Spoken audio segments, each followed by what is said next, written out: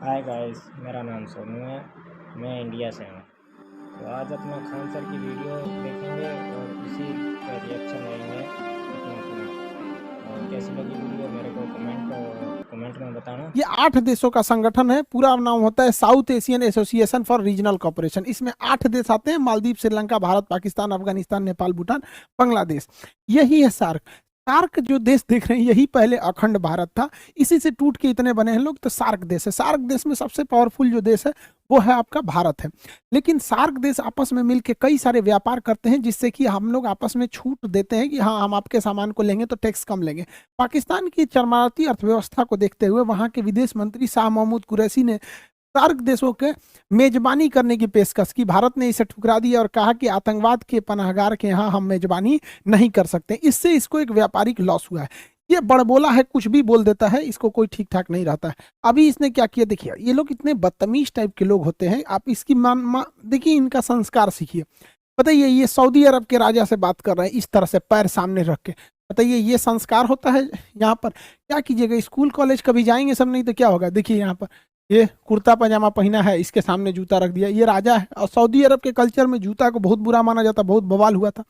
इन लोग का ये कल्चर से मजबूर है। यहाँ देखिए, यहाँ आदमी बैठा है, इधर जूता करके बैठा हुआ है। और यही नहीं, ये महिला लोग का भी बहुत इज्जत करते हैं। देखिए, ये जूता है, यहाँ पे महिला बैठी है। बताइए, इस तरह का ये लोग के पास संस्कार होता है। ठीक हुआ कि कुर्ता पजामा पहना था, लुंगी पहना रहता तो ससुरा ये वैसे ही बैठता है यहाँ पर। इन लोग संस्कार विहीन हैं लोग। इन लोग से आप क्या उम्मीद कर सकते हैं। देखिए, इन लोग के ऊपर दुखती नस पर यूएनओ ने भी एक और नमक रगड़ दिया। यूएनओ की एक संस्था है counter terrorism committee. Counter terrorism committee का अध्यक्ष भारत को बनाया गया पूरे 2022 के लिए। 1 साल तक इस कमेटी का अध्यक्ष रहेगा। आप सोचिए, पाकिस्तान जो है पूरे दुनिया की जो सबसे ज्यादा आतंकवाद का एक्सपोर्ट होता है वो पाकिस्तान से होता है। सामानों का तो चाइना से होता है, अब पाकिस्तान का होता है। अब पाकिस्तान को भारत की पूरी उद्देश्य रहेगी कि इसको एफएटीए के ग्रे लिस्ट से उठा के ब्लैक लिस्ट में डाल। भारत इसमें कामयाब भी हो गया रहता, लेकिन तुर्की जो है, ये अर्दोगान, ये अपने को फरिश्ता समझता है। ये पकलोल कहीं का तुर्की की अर्थव्यवस्था को बर्बाद कर दिया। ये पाकिस्तान को बचा लेता था। अब की बार यही ग्रे लिस्ट में चला गया। तो अब मेरे चाचा को कोई नहीं बचा पाएगा। बेचारा चाचा गया मेरा ये ब्लैक लिस्ट में। और एफएटीए कितना खतरनाक चीज है, बस इतना समझिए कि 1 महीना हुआ है तुर्की को एफएटीए में ग्रे लिस्ट में आने में। इसकी जो मुद्रा है लीरा, इतना भयानक गिरा है कि यहाँ कोई भी चीज डबल रेट का हो गया। एप्पल कंपनी अपना प्रोडक्शन को यहाँ पे बंद कर दी है, तो अब ये ब्लैक लिस्ट में जाने वाला है। तो आप देखते होंगे हालिया 1-2 महीने में पाकिस्तान के विदेश मंत्री या कुछ लोग भारत की बड़ी तारीफ कर रहे होंगे। लोग करेंगे क्यों नहीं, पिटाएंगे तब नहीं। इनको कचल के ही रखने लायक है। इन गधों ने क्या गलती किया देखिए ध्यान से। ये भांगड़ा नाच रहा है यहाँ पर। इस्लामिक ऑर्गेनाइजेशन के देशों में जाके कहता है कि भारत ने 370 जो हटा दिया गलत हुआ है, वहां के लोगों पे अत्याचार हो गया, वापस से 370 आना चाहिए। बताइए, इस भांगड़ा नाच वाले को कोई बताएगा कि 370 कभी भी अब वापस नहीं आ सकता है। सबसे बेस्ट डिसीजन था अब तक का मोदी जी का, जितने डिसीजन थे उसमें 370 को हटाने का। अब इन उल्टे बेचारा के ऊपर सुनिए क्या हुआ है। ये कह रहा था 370 में कश्मीर से 370 हटाने के लिए। कश्मीर में उल्टा मुस्लिम देश चले आए हैं सब। इस्लामिक ऑर्गेनाइजेशन कंट्री जो है ओआईसी, उसमें 2 ही देश पावरफुल रखते हैं, एक सऊदी अरब और एक होता है यूएई। यूएई की कंपनी है इमार ग्रुप। इमार ग्रुप यूएई में सबसे बड़े बड़े बिल्डिंग प्रोजेक्ट बनाए हैं। बुर्ज खलीफा दुनिया की सबसे ऊंची वर्तमान में जो बिल्डिंग है, इसको इमार ग्रुप ने ही बनाया है। ये यूएई की कंपनी है। इमार ग्रुप अब कश्मीर में एंट्री कर दी है। इमार ग्रुप के आने से कश्मीर में उन लोगों ने अनाउंस किया है कि श्रीनगर में 5 लाख स्क्वायर फीट का ये मॉल बनाएंगे। इतना बड़ा मॉल भारत में केवल 5 ठो है, जिसमें एक ठो अब जम्मू कश्मीर में हो जाएगा, श्रीनगर में। इतना जबरदस्त ये लोग मॉल बनाएंगे।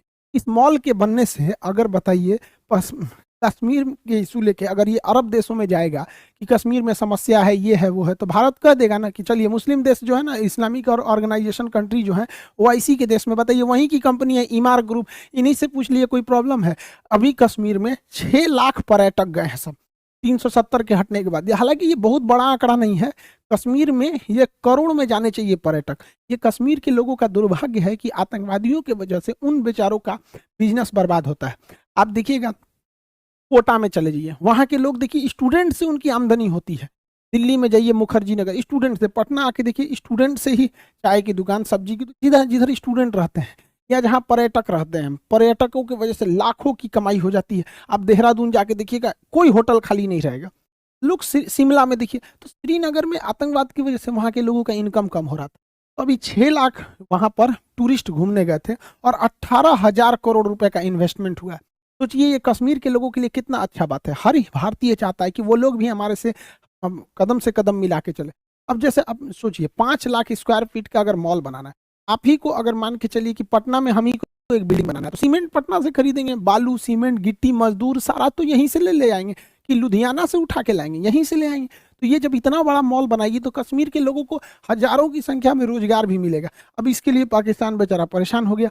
वो गया था ओआईसी के देशों में कि भारत की बदनामी करने, उल्टे ये लोग देखिए यूएई के राजा भारत सरकार मोदी जी को क्या पहना रहे हैं, और यूएई ने अपने यहाँ एक मंदिर बनाने का भी क्या दे दिया, अनुमति दे दिया। सब लोगों को मिलजुल के रहना चाहिए, यूएई का एक बहुत अच्छा डिसीजन है, सबको मिलजुल के रहना चाहिए। पाकिस्तान केवल भारत के लिए दुश्मन नहीं है, ये पूरे मानवता के लिए दुश्मन है। देखिए अफगानिस्तान में अभी फूड क्राइसिस चल रहा है, वहाँ दवाइयाँ नहीं है, वैक्सीन नहीं है, पानी की किल्लत है, खाने की किल्लत है।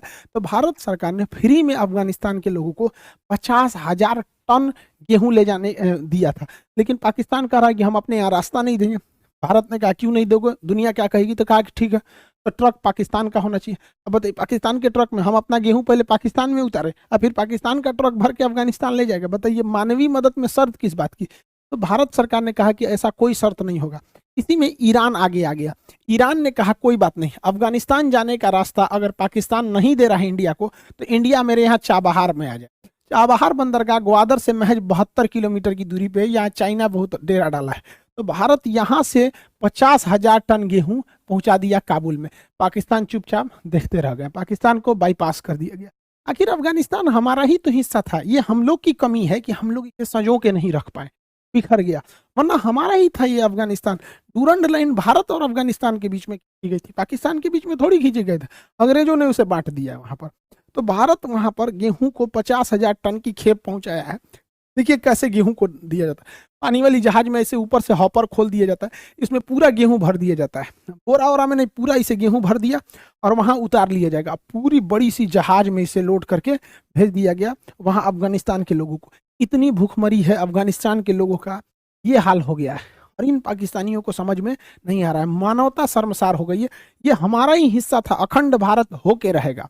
अखंड भारत ही, जब तक अखंड भारत नहीं रहेगा एशिया में शांति नहीं हो सकती। इन लोगों को खाना वगैरह पहुंचाया गया है। साथ में काबुल में बच्चों का केवल एक ही हॉस्पिटल है, इंदिरा गांधी हॉस्पिटल, बच्चों का हॉस्पिटल। छोटे मासूम बच्चों को बीमारियां हो जाती हैं, तो पाकिस्तान वाले बम फोड़ने के सिवा डॉक्टर तो जानते नहीं है सब। तो यहाँ इन बच्चों के लिए भारत ने 2 टन दवाइयाँ भेजी है। सोचिए हम लोग 10 दिन का 15 दिन का दवाई खरीदते हैं, भारत ने 2 टन दवाइयाँ भेजी हैं इस बच्चों के लिए। इतना बड़ा हॉस्पिटल भारत ने बनाया है अफगानिस्तान के लोगों की, ये होती है मानवता।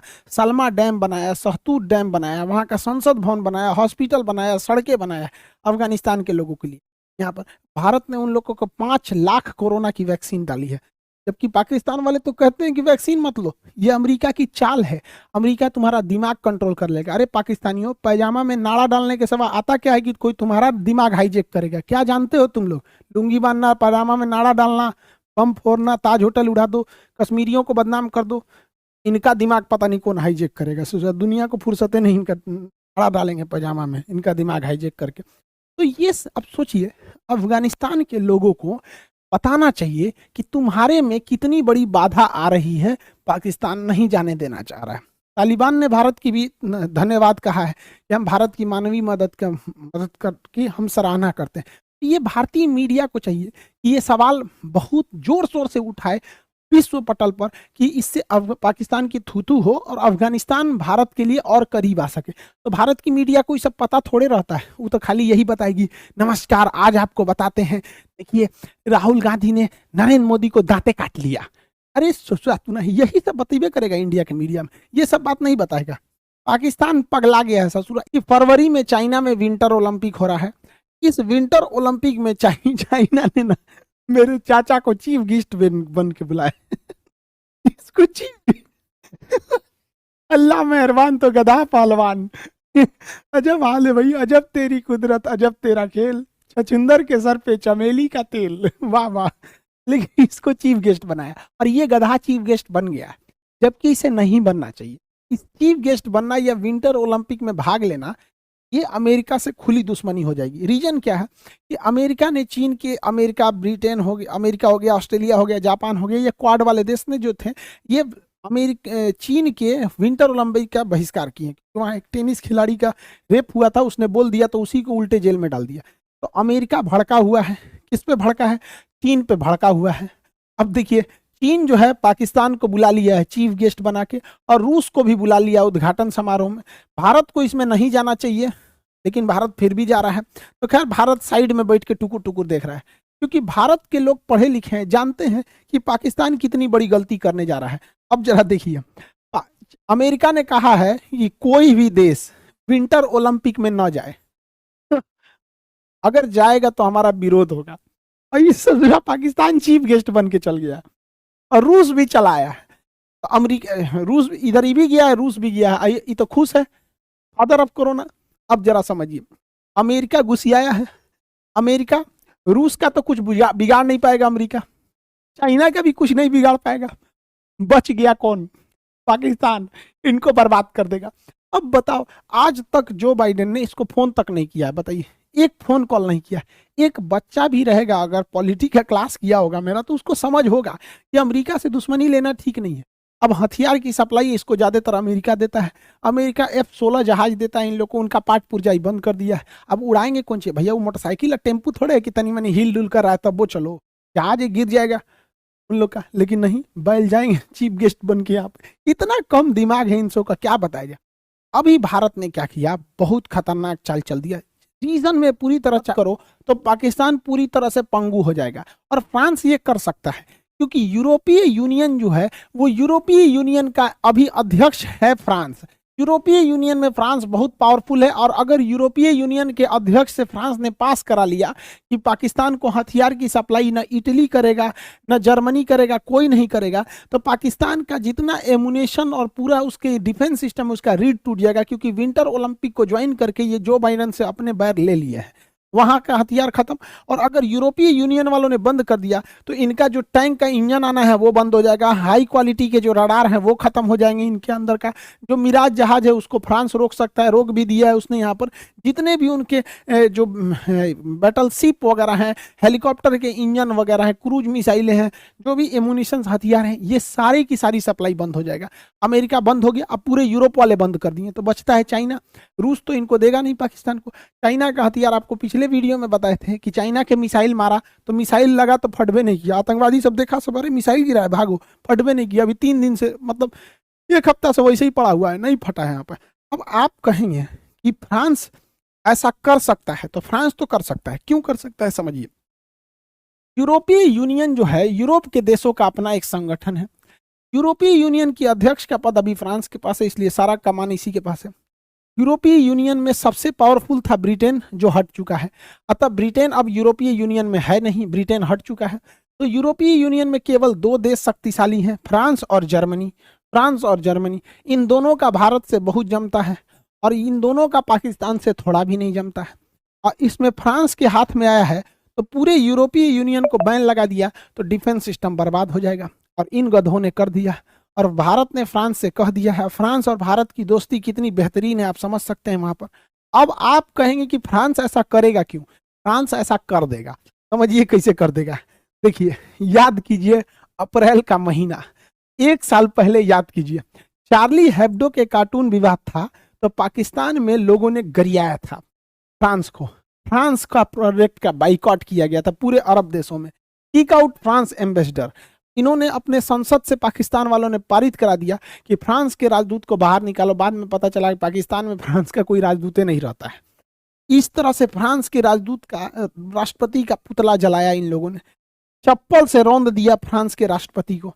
अब फ्रांस की जनता भी अपनी राष्ट्रपति से कह रही है कि पाकिस्तान से बदला लो। फ्रांस में इलेक्शन भी है, फ्रांस के पास पूरी अध्यक्षता का पद है। अब ये इन लोग को छोड़ेगा नहीं। इतना उत्पात मचाए थे ये लोग कि इस पर हम वीडियो भी बनाए थे अप्रैल में, कि फ्रांस से पंगा लेकर फंस गया पाकिस्तान। पंचर साटने वाले पाकिस्तान ने राफेल बनाने वाले से क्या लिया? बदला लिया। अप्रैल में बनाए थे। और इसमें बताए थे कि ये लोग किस तरह से बेवकूफ़ी कर रहे हैं। यहाँ स्पष्ट लिखा है बैनर पर कि बाइकॉट फ्रांस। यहाँ इमाम मैकरन का फोटो पे इसे काटा गया है। ध्यान से अगर देखेंगे यहाँ पर तो स्पष्ट लग रहा है कि ये फ्रांस का ही, पाकिस्तान का वीडियो है और लिखा भी है सारा पाकिस्तान का ही। हम उस समय भी 1 साल पहले भी पाकिस्तान को समझाए थे कि तुमको भारी पड़ेगा फ्रांस से दुश्मनी, लेकिन नहीं, हम इसी वीडियो में इन बच्चों को भी समझाए थे। आपको याद होगा ये वाला वीडियो, पूरे पाकिस्तान वालों में आग लगा दिया था कि खान सर ने क्या बोल दिया। ये आप देखेंगे, प्रूफ के लिए हम यहाँ रखे भी हैं, ललन टॉप का स्क्रीनशॉट है। इस पे एक पाकिस्तानी ने ना ट्वीट पे ट्वीट किया था, वकील सिवान खान के नाम पर खुद को मुसलमान साबित करने वाले अमित सिंह पर कार्रवाई होनी चाहिए। अरे भैया, हमरा पे कौन सी कार्रवाई करेगा? जज 4 जूता दे के भगाएगा। पूछेगा ना जज कि भैया ये पाकिस्तान का वीडियो है, स्पष्ट रूप से देख लो, यहाँ लिखा हुआ है कि फ्रांस के राजदूत को बाहर निकालना है।